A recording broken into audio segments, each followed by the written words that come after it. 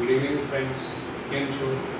હું કૌશિક કીકા વિરનગર દક્ષિણ ગુજરાત યુનિવર્સિટીમાંથી શિક્ષણ વિભાગ એમએ પ્રશિક્ષણાર્થી આપની સમ આઈસીટી ઇન એજ્યુકેશન સબ્જેક્ટમાં તમને MOOC વિશે આજે શિક્ષણ કાર્ય કરવા જઈ રહ્યો છું.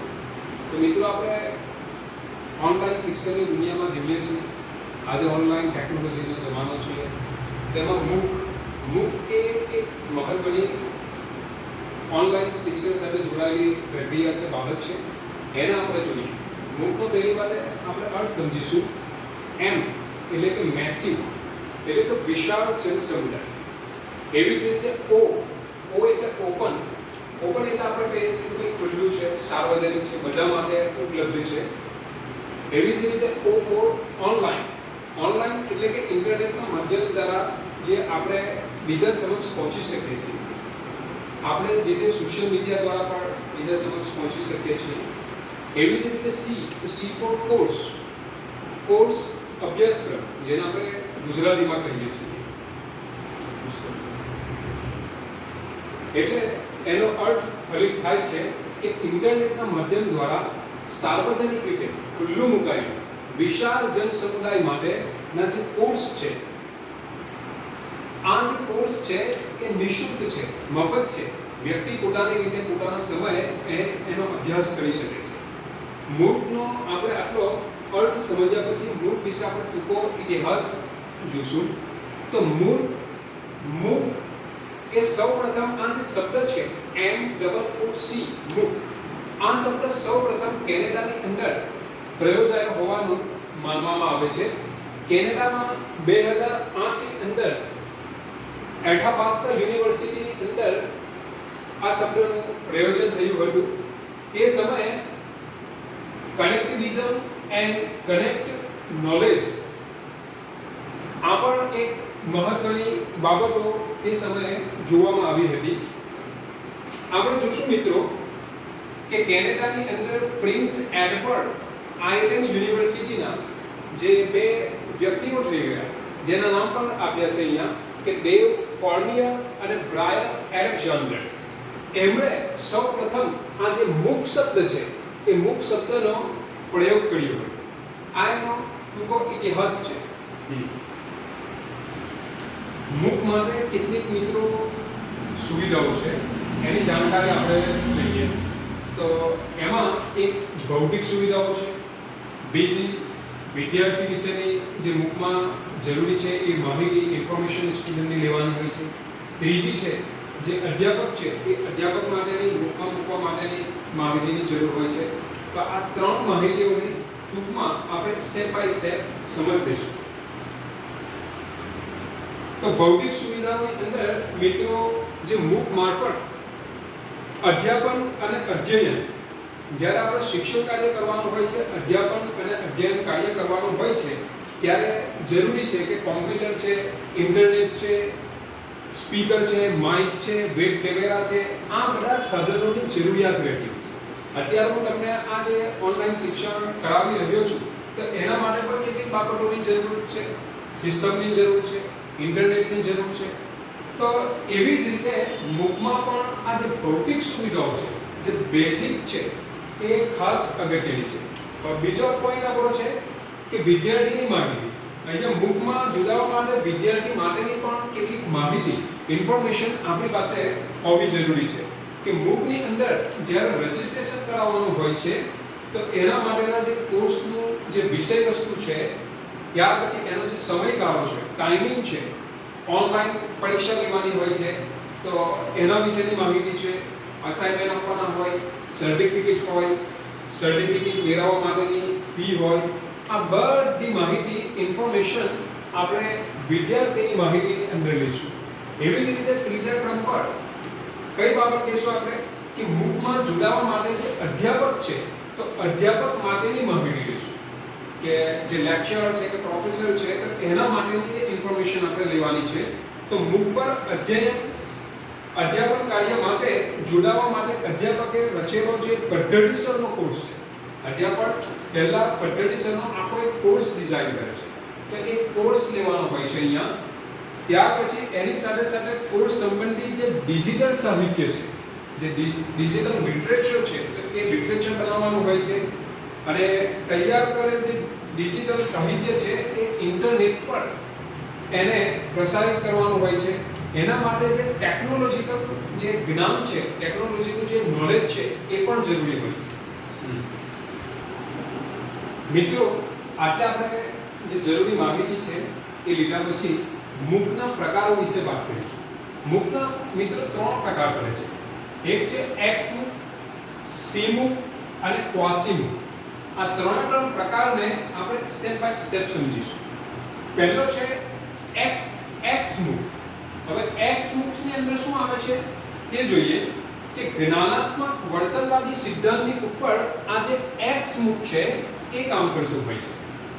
એક્સ મૂકના પ્રકારના અભ્યાસક્રમની અંદર શું છે મિત્રો કે એનું જે બંધારણ છે કે શાળાની અંદર, શાળા કક્ષાએ, સ્કૂલની અંદર એના અભ્યાસક્રમ જેવું જ હોય છે. અને એની સાથે સાથે સામાન્ય રીતે આપણે જોઈ શકીએ છીએ કે આ સિવાયની પણ જે શૈક્ષણિક સંસ્થાઓ છે, લાઈક કે કોલેજો છે, યુનિવર્સિટી છે, અન્ય શૈક્ષણિક સંસ્થાઓ છે, એનજીઓ દ્વારા ચાલતી જે શૈક્ષણિક સંસ્થાઓ છે, તો આ બધાની અંદર પણ આ રીતે આ જે એક્સ મૂક છે એ પ્રમાણે ચલાવવામાં આવતું હોય છે. હવે સમગ્ર અહીંયા જે અભ્યાસક્રમ છે એ અઠવાડિયાની અંદર વહેંચેલો હોય છે. એટલે કે વીકલી એનું આયોજન કરવામાં આવતું હોય છે. એટલે દરેક એકમ માટે શિક્ષક શું કરે છે કે પૂર્વ રેકોર્ડિંગ તૈયાર કરે છે. એટલે શિક્ષક દ્વારા પૂર્વ રેકોર્ડિંગ થાય છે, એ રેકોર્ડિંગ લેક્ચર કરવામાં આવે, ત્યાર પછી જે લેક્ચરની નોટ પણ કરવામાં આવતી હોય છે.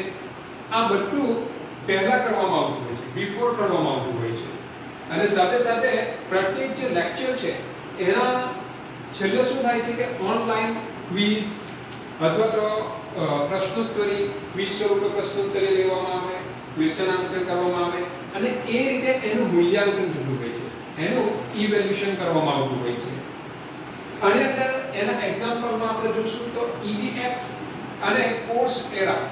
EDX અને કોર્સ એરા, આ કોર્સ ક્યાં આવે છે? એક્સ મૂકની અંદર આપણે મૂકી શકીએ છીએ. એવી જ રીતે આપણે એનો બીજો પ્રકાર જોશું સી મૂક. હવે સી મૂકમાં શું છે? પહેલાના તફાવતમાં પણ આપણે લઈ જઈ શકીએ છીએ. જેવી રીતે આપણે એક્સ મૂક જોયું તો એના ઓપોઝિટ છે. અહીંયા જોડાણવાદી સિદ્ધાંત છે. પહેલામાં કયો સિદ્ધાંત હતો? એમાં જ્ઞાનાત્મક વર્તનવાદી સિદ્ધાંત હતો. અહીંયા જોડાણવાદી સિદ્ધાંત છે. એટલે એને સી મૂક એવું નામ આપવામાં આવ્યું છે. આ પ્રકારના કોર્સની અંદર અભ્યાસક્રમનું કોઈ ચોક્કસ પૂર્વ આયોજિત માળખું કે નિશ્ચિત સમય મર્યાદા નથી હોતી. સામાન્ય રીતે આપણે જોઈએ કે શૈક્ષણિક સંસ્થાઓની અંદર આખા દિવસની શાળા કે કોલેજ હોય 11 થી 5 નો ટાઈમ હોય છે. મોર્નિંગ સેશનમાં ચાલતું હોય તો 7 થી 12 નું હોય છે. તો ત્યાં ટાઈમ પીરિયડ ડ્યુરેશન નક્કી હોય છે. હવે અહીંયા કેવું છે કે ટાઈમ પીરિયડ નથી, સમયનું બંધન નથી. કોઈ પણ સમય તમે તમારી ફુરસતે એનો ઉપયોગ કરી શકો છો. એટલે ફ્લેક્સિબિલિટી છે, અહીંયા લવચિકતા આપેલી છે મિત્રો. એટલે સી મૂકની અંદર વિદ્યાર્થીઓ શું કરે છે? એમને એક ઓનલાઈન મંચ પ્લેટફોર્મ પૂરું પાડવામાં આવતું હોય છે અને અહીંયા જે પાર્ટિસિપન્ટ છે, જે સહભાગીઓ છે એ એકબીજા સાથે જોડાય અને એકબીજા સાથે જોડાઈને શું કરે છે? આંતરક્રિયાઓ કરતા હોય છે અને સહકારી ધોરણે જે તે વિષય વસ્તુ છે, જે કન્ટેન્ટ છે, તો એને એનું જ્ઞાન, એનું નોલેજ અહીંયાથી તેઓ મેળવી શકતા હોય છે. આમાં શું થાય છે મિત્રો કે સોશિયલ મીડિયા અથવા તો વિવિધ પ્રકારની જે ટેકનોલોજી છે, લાઈવ કે વિડિયો લેક્ચર, લાઈવ સ્ટ્રીમિંગ છે, એ બધાનો પણ ઉપયોગ અહીંયા થઈ શકે છે. હવે આ જે અભ્યાસક્રમો છે એ અભ્યાસક્રમોની અંદર મોટે ભાગે જે સર્ટિફિકેટ છે એ પ્રોવાઈડ કરવામાં આવતું નથી. એટલે કે સર્ટિફિકેટ અહીંયા મળી શકતું નથી. આ એક એનું લિમિટેશનમાં આપણે લઈ શકીએ છીએ. ત્યાર પછી જોશું ક્વાસી મૂક. હવે ક્વાસી મૂકમાં શું છે મિત્રો? તો આ એક પ્રકારનો સેમી મૂક પણ કહી શકીએ છીએ. એટલે આવા કોર્સની અંદર માત્ર શું થાય છે કે શૈક્ષણિક જે સામગ્રી છે, જે એજ્યુકેશનલ લિટરેચર છે એનો સંગ્રહ કરવામાં આવે છે, એને મેમરી રૂપ રાખવામાં આવતું હોય છે. અહીંયા આપણે ઉદાહરણમાં જોઈએ તો વિડિયો લેક્ચર છે, એનિમેશન જે પિક્ચર્સ છે, ચિત્રો છે, ફિલ્મ છે, અન્ય અધ્યાપનની જે સામગ્રી છે, બીજું એના લગતું જે લિટરેચર છે એ પણ લેવામાં આવતું હોય છે. આવા જે કોર્સ છે એ કોર્સ નિશ્ચિત કોર્સ નથી, કોઈ ચોક્કસ માળખામાં બંધાયેલો કોર્સ અહીંયા હોતો નથી, પરંતુ કોર્સ માટે અહીંયા મેન શું છે, સાહિત્ય ઉપલબ્ધ હોય છે. એના જેવું તમને એક ઉદાહરણ આપું તો ખાન એકેડમી છે. ખાન એકેડમીથી પણ તમે પરિચિત હશો, ન હોય તો એના વિશે પણ તમે ઇન્ફોર્મેશન મેળવજો. તો એક ક્વાસીબુકનું ઉદાહરણમાં આવે છે. આજે આપણે આઈસીટી ઇન એજ્યુકેશન મૂકના પાર્ટ 1 ની અંદર શું જોયું? મૂકનો આપણે અર્થ જોયો, એની વ્યાખ્યા જોઈ, એને એક શોર્ટ હિસ્ટ્રી ઇતિહાસ જોયો, ક્યાંથી શબ્દ ઉદ્ભવ્યો એના વિશે જોયું. ત્યાર પછીના સુવિધાઓમાં કઈ કઈ બાબતો છે એ 3 સુવિધાઓ પણ જોઈ. ત્યાર પછી મૂકના જે 3 પ્રકારો છે, એક્સ મૂક, સી મૂક અને ક્વાસી મૂક, આ પણ જોયું. હવે આપણે આનો પાર્ટ 2 ની અંદર બીજો કેટલોક અભ્યાસ કરવા જઈ રહ્યા છે. તે આવતા વિડિયોની અંદર તમારી સમક્ષ રજૂ કરવામાં આવશે. તો મૂકની લાક્ષણિકતાઓ, મૂકના ફાયદા, એની ઉપયોગિતા વિશે નેક્સ્ટ લેક્ચરની અંદર આપણે મળીશું. ચાલો, થેન્ક યુ મિત્રો, બાય બાય.